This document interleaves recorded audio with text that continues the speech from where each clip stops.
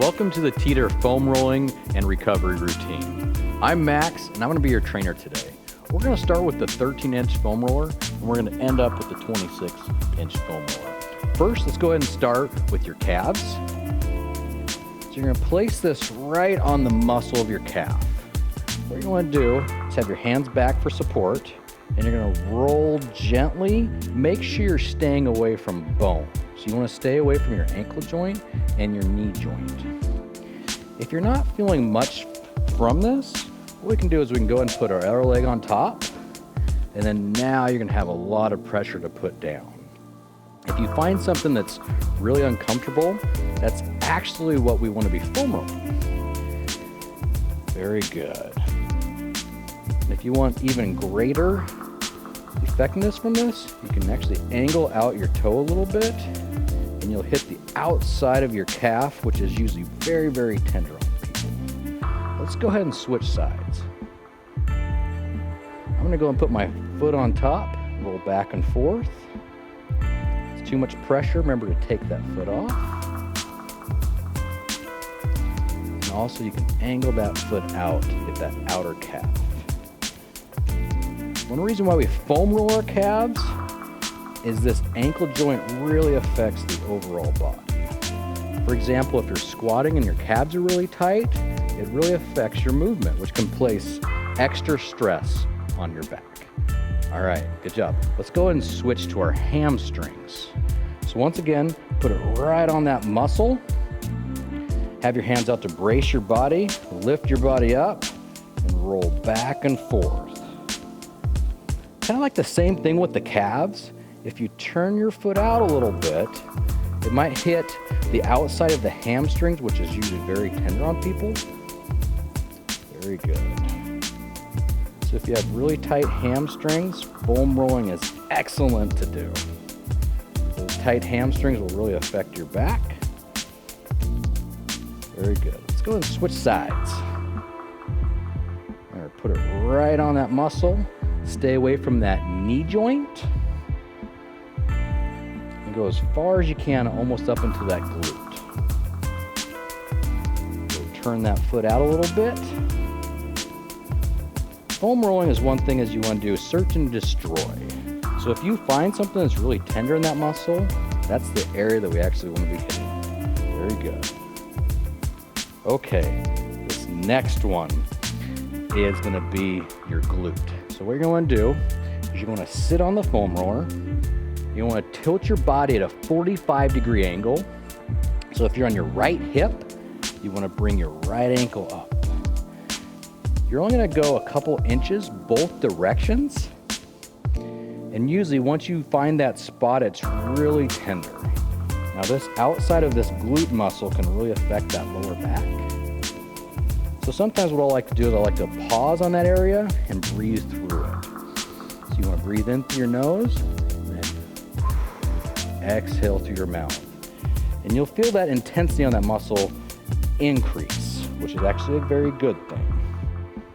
Awesome. Let's go ahead and switch sides. So we're going to put it underneath our left glute.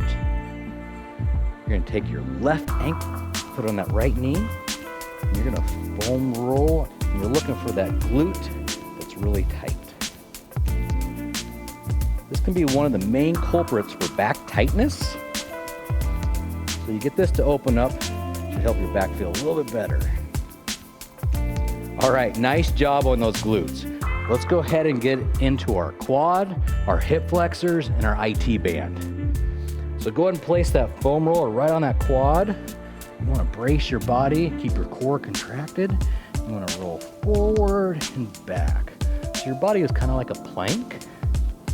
Now this muscle gets really tight from overuse or sitting.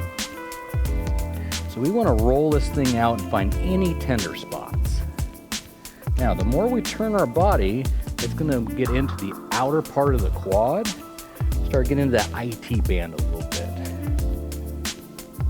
Once again, make sure we stay away from that knee joint. All right, let's go ahead and switch sides. So put it right on the quad. Keep your core tight. Let's roll back and forth. So if you guys sit, I would recommend foam rolling a couple times a day on these quads. It'll really make your body feel a lot better.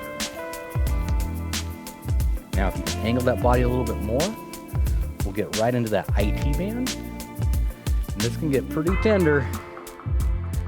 So if it's super tender, try to breathe through it. Excellent job. Now we're gonna switch to our upper back and our mid back. So make sure you guys never foam roll the lower back. Foam rollers aren't designed to get those lower lumbar. We wanna get right around that mid back or upper back. So keep your core tight, cross your arms, lift your hips off, and you roll back and forth. You also wanna stay away from your neck. So we're just foam rolling our mid to upper back. Once again, you can start breathing through this. So you're gonna breathe in through your nose and out through your mouth.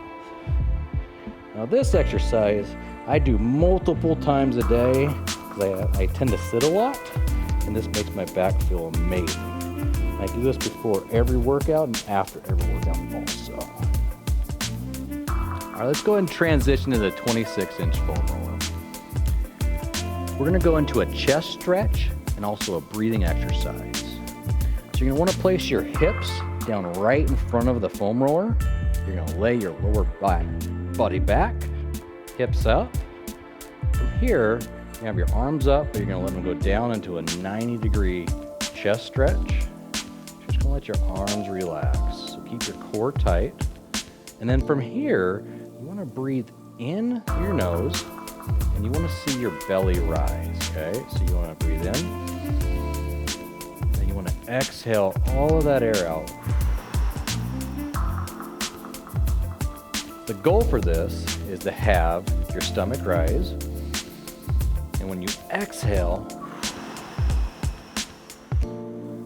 you want to see your ribs drop as far as possible down, and just let your chest stretch. So you breathe in through your nose, exhale out.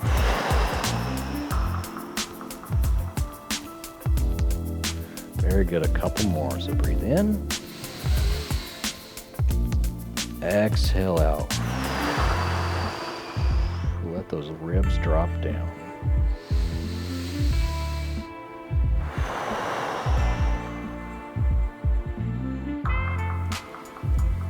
Very good. Thank you for joining me. Hope to see you again soon.